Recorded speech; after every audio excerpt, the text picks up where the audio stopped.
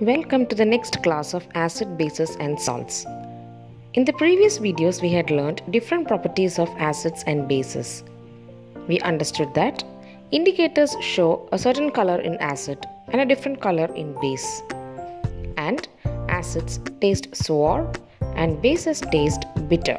And when an acid and a base is mixed with water, they can release ions. Acids release H+ ions and bases release OH- ions. In this video, let's look about the chemical properties of acids and bases. When we mean chemical properties, we are actually indicating the reactions. The first reaction is a reaction of an acid with a metal. Let's look what happens when zinc reacts with hydrochloric acid. Here, zinc is the metal and HCl is the acid. You observe that when zinc is added to hydrochloric acid, bubbles of gases are released. Here, the chemical change is indicated by bubbling, that is release of gas, and by release of heat. Acids react with metal and liberate hydrogen gas. For example, if magnesium strip is put into a dilute acid, maybe it's HCl or sulfuric acid, then it releases hydrogen and forms a metal salt. So magnesium plus 2 HCl gives magnesium chloride plus hydrogen. In the place of magnesium, if zinc is used, we get the following products. Zinc plus hydrochloric acid gives zinc chloride plus hydrogen. So the general form of the reaction will be acid plus metal gives metal salt plus hydrogen. We can confirm the release of hydrogen gas through a small test. Bring a burning matchstick near the test tube in which the reaction has taken place. If the gas burns with a popping sound, the gas is hydrogen. Different metals show different reactivity towards acids. Zinc, on reacting with hydrochloric acid as well as with acetic acid, releases hydrogen. But the difference is that in a stronger acid, the amount of hydrogen released is more and the reaction takes place more quickly. Whereas for a weaker acid, the amount of hydrogen released will be comparatively less and the reaction rate also will be less. Reactivity differs for metals also. Now, magnesium, which is more reactive than zinc, releases hydrogen in a faster way, or the reaction proceeds rapidly with magnesium than with zinc in the same hydrochloric acid. Bases also release hydrogen gas when they react with metal. So, when a base reacts with metal, it forms two products, metal salt and hydrogen. For example, when sodium hydroxide reacts with zinc metal, hydrogen gas and sodium zincate is formed. Similarly, when sodium hydroxide reacts with aluminium, sodium aluminate and hydrogen gas is released. Let's see the reaction between sodium carbonate and hydrochloric acid. In a conical flask, sodium carbonate is taken and hydrochloric acid is added to it. You can notice that a lot of gas is evolving in this reaction. There is effervescence taking place. This gas released is carbon dioxide. So, when acids react with metal carbonates, we get three products: metal salt, carbon dioxide and water. And this carbon dioxide is released in form of an effervescence.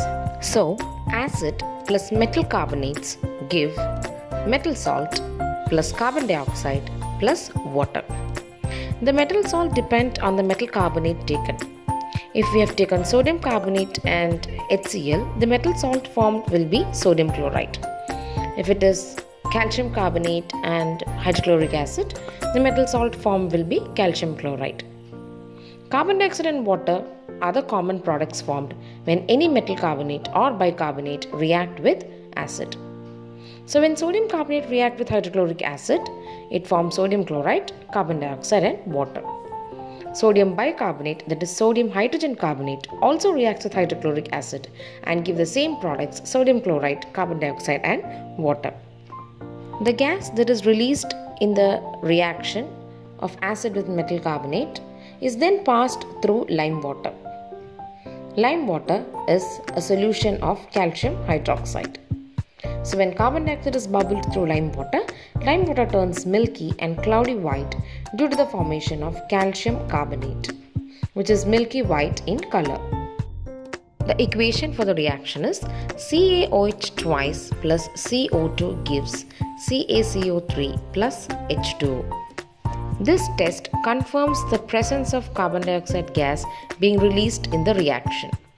When excess of carbon dioxide gas is passed through the same lime water, the milkiness disappears due to the formation of calcium hydrogen carbonate, which is soluble in the solution itself. These acid reactions can be done at home also. You just need a balloon, baking soda and vinegar. Take the vinegar in the plastic bottle, fill the balloon with baking soda, tie the balloon in the mouth of the bottle and empty the contents of the balloon into vinegar. And look how your balloon gets blown up. Also, you can even try dropping an egg into vinegar, hard raw egg, and see how its shell disappears. Why does this happen? Put your observations in the comment box. The next reaction is a reaction of acids with base. In class 7, we had learnt that when an acid reacts with a base, two products are formed, water and salt. The products formed here are neither acidic nor basic. Hence, this reaction is also known as neutralization reaction.